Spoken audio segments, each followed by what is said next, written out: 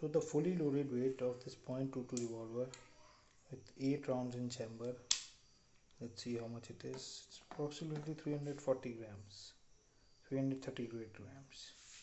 And the empty weight, we'll just empty all the rounds.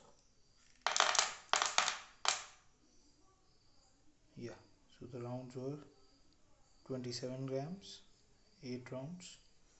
And let us see the empty weight. Let us see the empty weight.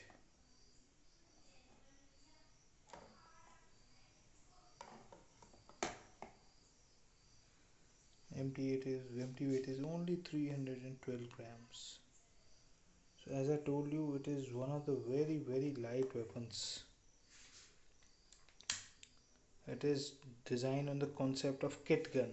That means a gun light enough to be stored in your kit bag. Copy of Smith & Wesson model 317 kit gun. It's a J frame. You can see it's so stylish to open and close. The J frame revolver.